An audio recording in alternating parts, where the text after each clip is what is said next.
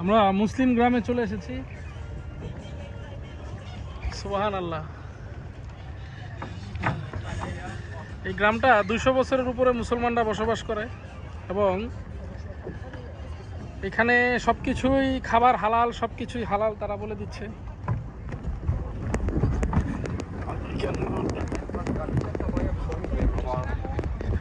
Ja, thanks.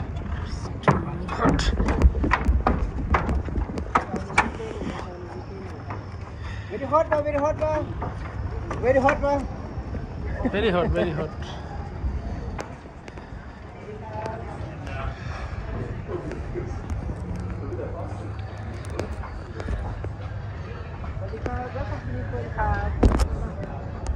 আসলে আমি খালি পায়ে বোট থেকে নামার পর আমার পায়ে এত গরম লাগে, আমি দৌড়াইয়া এই রেস্টুরেন্ট পর্যন্ত চলে আসছি। দৌড়ে আসতে বাধ্য হয়েছি, এত গরম ছিল। তো এখন আমরা আমাদের এই যে ফুড এখানে করবে সেখানে এন্ট্রি করব। ওকে, এখানে আমাদের দুপুরের লাঞ্চ, বোটের যারা আসছে সবাই এখানে বসছে। আগে বলে দিচ্ছে এদের হালাল ফুড, এখানে সব হালাল ফুড খাবারগুলো এখানে একটু দেখাই। ওদের সার্ভিসটা আমার বেশ ভালোই লেগেছে।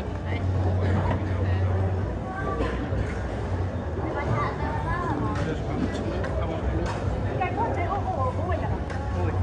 তো ভিডিওটা লং করতে পারছি না কারণ আমাকে এখন খেতে হবে। আমি প্রচুর ক্ষুধার্ত, একদিক দিয়ে পা পুড়ে গেছে, তার উপরে ক্ষুধা। ওকে,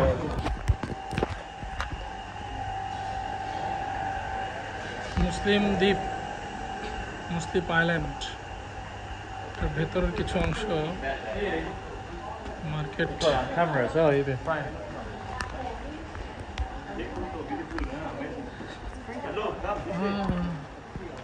So, wir sind mal hier gekommen. Take picture this way. From stay here. From stay here. India. Look, touch, look, touch, look, touch, kiss. Don't buy, cannot buy. No photo. I afraid. Yeah, we try to now.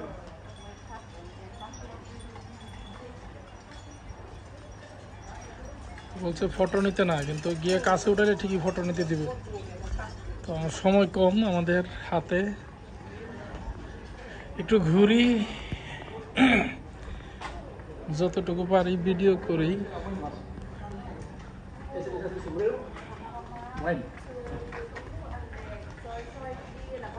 এই যে মুসলমান, high, দেখছেন? এই থাইল্যান্ডে আইসা প্রথম থাইল্যান্ডের কাউকে বোরকা পরা দেখলাম এবং প্রত্যেকটা দোকান যারা এখানে বসছে ওমেন, তারা প্রত্যেকেই বোরকা পরা মুসলমান। Yes, Muslim. Fine fine, very fine. এই তোরা খালি গাইছিস কে রে? এটা মুসলিম এলাকা। Tanya yang sini.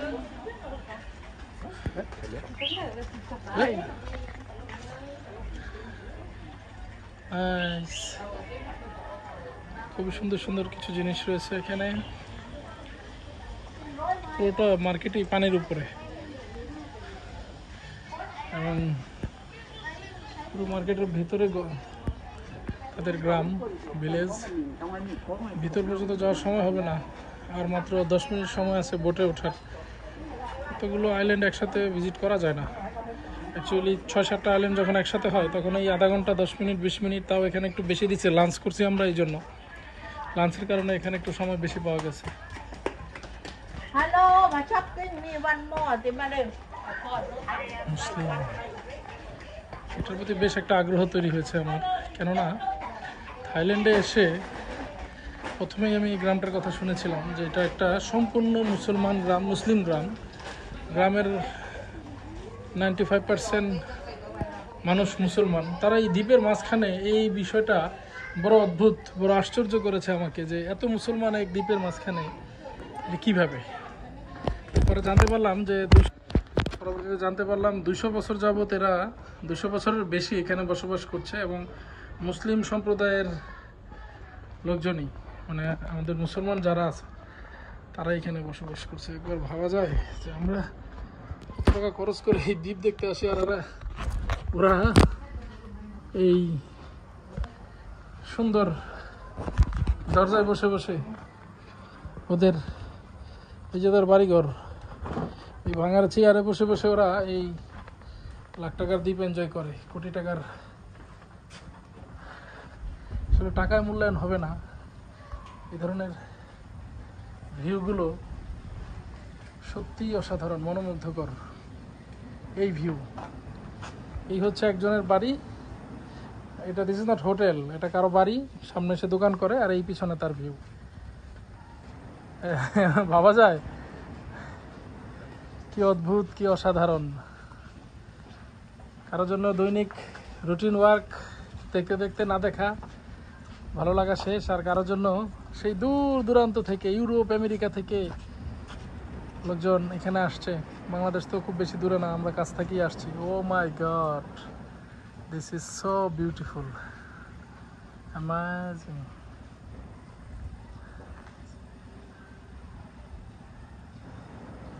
কয়েকদিন থাইল্যান্ড শ্রীলঙ্কা ঘুরে দু চারটা ইংরাজি আজকাল ওই ফরেনারদের সাথে কথা বলে ওরকম হয়ে যায়। তো তখন এই ভিডিওগুলো দেখবো, নিজেরই অনেক সময় হাসি পাইতে পারে। আপনারাও কেউ শুনলে হাসেন না। দেখেন ওদের ঘরের টিনের ভাঙা ফাঁকা টাকা দিয়ে কি দেখা যায়। আমি বড় অদ্ভুত আশ্চর্য হচ্ছি। দেখেন কি দেখা যায়, আইল্যান্ডের বিশাল বিশাল অংশ। সুবহানাল্লাহ, আল্লাহ কোথায় কাকে কি দিয়ে রাখছে, কারা কি এনজয় করে, সাধারণ। ওকে, আমাদের এখন ব্যাক করতে হবে। সবাই বোটে আমাদের জন্য অপেক্ষা করছে। দেখি আমার ময়না পাখি, টিয়া পাখি, আমার চাঁদের জন্য কি কেনা যায় এই মার্কেট থেকে। ঘুরে ঘুরে আমি দু একটা ছোটোখাটো জিনিস কেনার চেষ্টা করি, তারপর ফিরে যাব। আমরা এই মুসলিম গ্রামটা রেখে লাঞ্চ শেষ করে যতটুকু পেরেছি ঘুরেছি, এই অল্প সময়ের মধ্যে ঘুরছি। ঘুরে এখন চলে যাচ্ছি নেক্সট আইল্যান্ডে, একটার পর একটা আইল্যান্ডে যাচ্ছি। এই আইল্যান্ডটা অন্য সকল আইল্যান্ড থেকে একটু ব্যতিক্রমী মনে হয়েছে। প্রথমত মুসলমান সবাই, এই একটি কারণে। আরেকটি আইল্যান্ডের চারপাশে উঁচা উঁচা উঁচা উঁচা অনেকগুলো ছোট ছোট ছোট ছোট ছোট ছোট পাহাড়, আইল্যান্ডের মতো। আর এই পাশের ভিউটা তো একদম চমৎকার, সুবহানাল্লাহ, বিউটিফুল। এই হোটেলটাতেই আমরা লাঞ্চ করেছি। তো এই জায়গাটা এসে তো প্রথমে মনে হয়েছে চায়নায় ঢুকে গেছি। একদম হোটেলটা চায়নার মতো, চায়নার বিল্ডিংগুলোর মতো করা হয়েছে। তবে হোটেলটা পুরোটাই সমুদ্রের উপরে, নিচে দেখতে পাচ্ছি বিশাল বিশাল পিলার করে রাখছে, যেগুলোর নিচে সামুদ্রিক প্রাণী গেঁথে গেছে। বোটে উঠবো এখন, এই আমাদের বোট।